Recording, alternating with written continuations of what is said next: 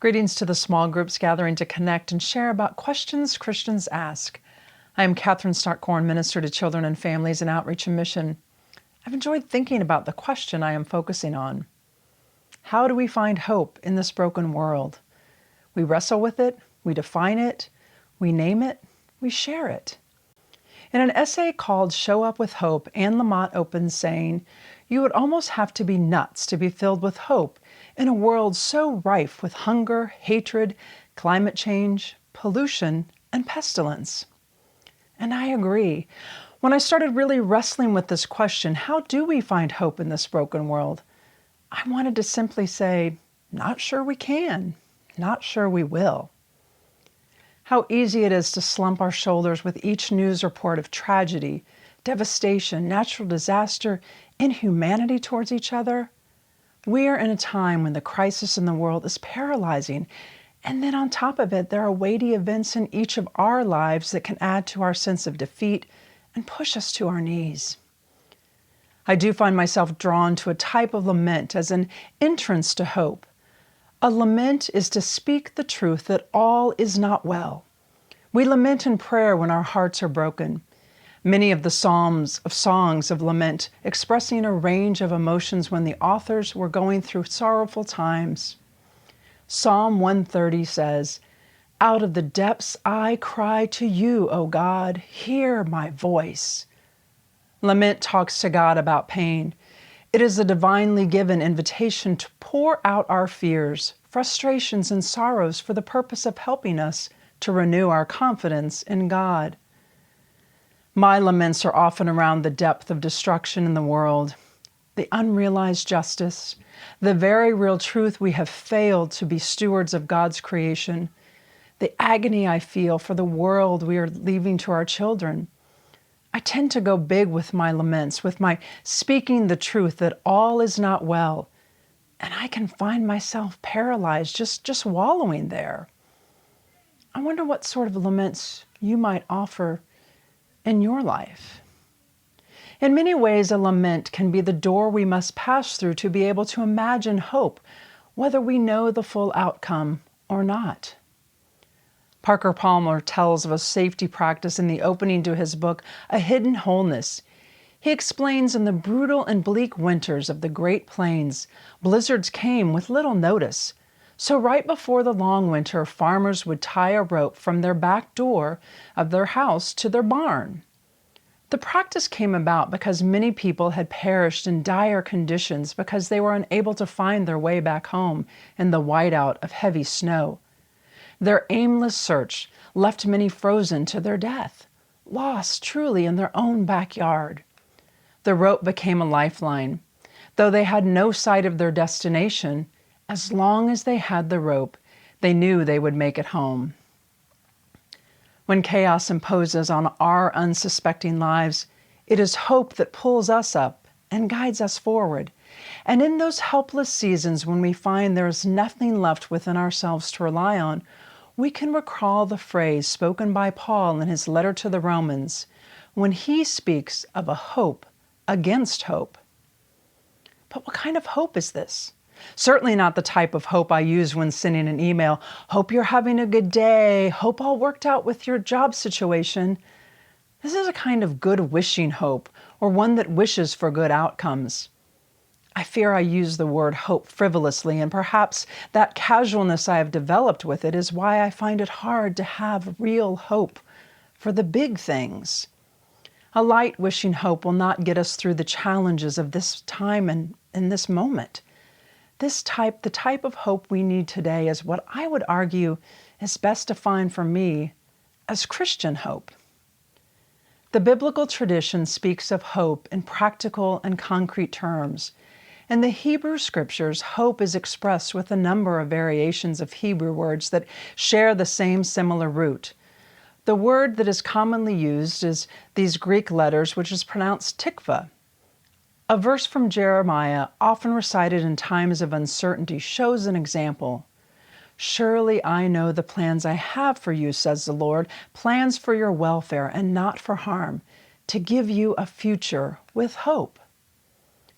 This verb form helps us know the active element of hope. In some ways, it's a holding on, a believing something is to come. But perhaps even more relatable is the noun form, making real the hope I am craving. The noun form literally means rope, a strong cord. Christian hope does not rely on human will or insight, good luck, or 100 positive thoughts. In the face of life's inevitable storms, we learn that hope is not something we can muster from within. Hoping against hope, lifted up by Paul in Romans chapter 4, may be better translated as hope beyond hope. Hope beyond hope. It is this type of hope that is like a strong rope and pulls us up, as in the case of the farmers, guiding us forward. Hope beyond hope comes from the faithfulness of God. This kind of hope does not reside in us because of us. This kind of hope resides within the faithfulness of God. Krista Tippett talks about hope in many ways and in various interviews she's had, and named a way she has of experiencing hope. She says, I talk about hope being a muscle. It is not wishful thinking and it is not idealism. It is not even a belief that everything will turn out okay. It is an imaginative leap. She goes on saying, there are people who say, I refuse to accept that the world has to be this way. I am going to throw my life and my pragmatism and my intelligence at this insistence that it could be different and put it into practice. That's a muscular hope. It is this kind of hope we need today, this kind of muscular hope we need to embody as we seek to be faithful and address the brokenness in the world.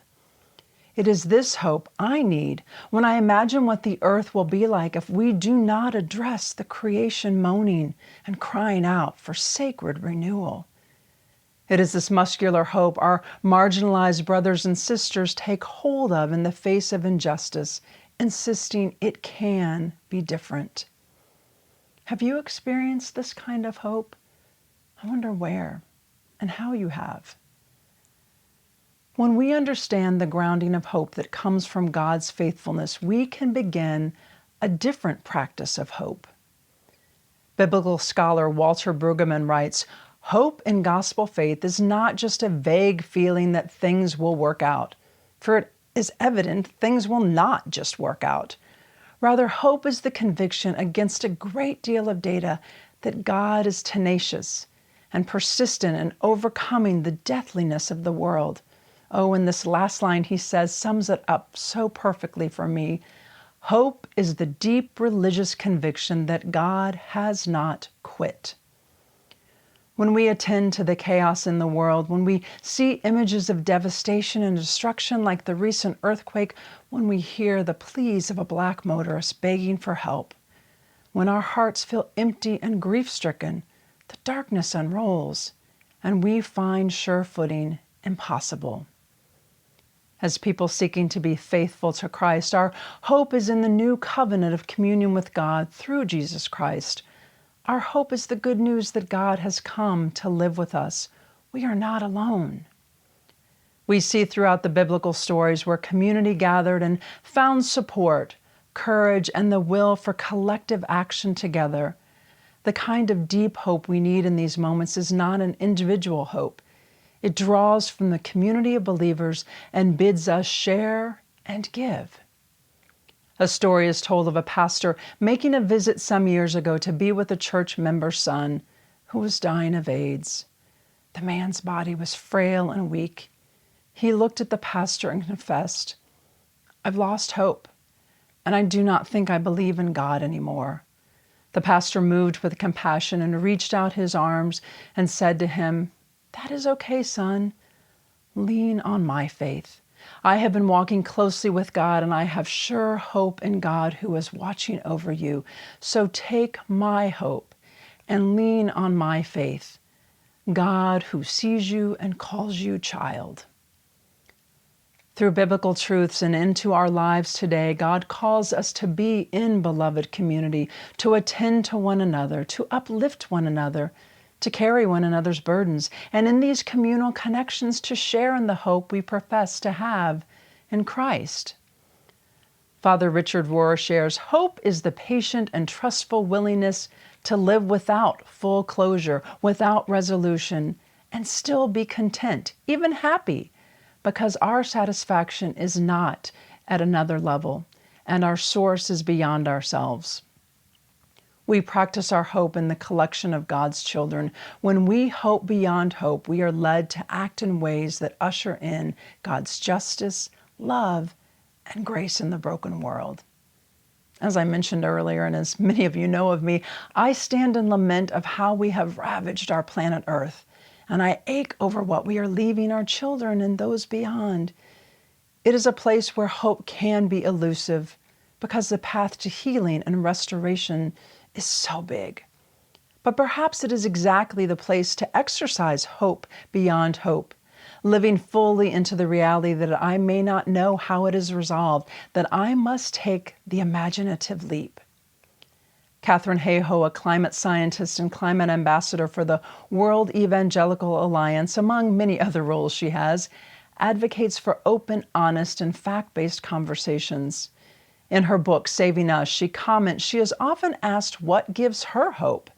She says for her, hope means we believe in a different, better way. Hayhoe asserts real hope does not come knocking on the door of our brains uninvited. If we want to find it, we have to roll up our sleeves and go out and look for it. She goes on, if we do, chances are we will find it, and then we have to practice it.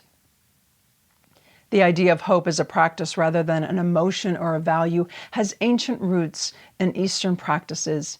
In their book, Active Hope, How to Face the Mess We're In Without Going Crazy, authors Joanna Macy and Chris Johnstone write, active hope is a practice like Tai Chi or gardening. It is something we do rather than have. First, we take in a clear view of reality. Second, we identify what we hope for. And third, we take steps to move ourselves or our situation in that direction. Rather than weighing our chances and proceeding only when we feel hopeful, we focus on our intention and let it be our guide. Imperfectly, yet faithfully, we continue the ministry of Christ, shining the light of hope into places of great darkness, sharing the deep belief that the world can be different and God calls us to live in a practice of hope together.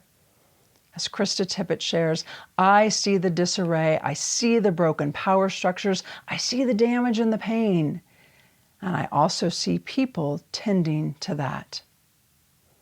Perhaps some of this exploration of hope connected with you. Hope is different for each of us. We are invited to wrestle, define, name, and share this thing called hope. May you find new meaning and understanding as you talk with one another.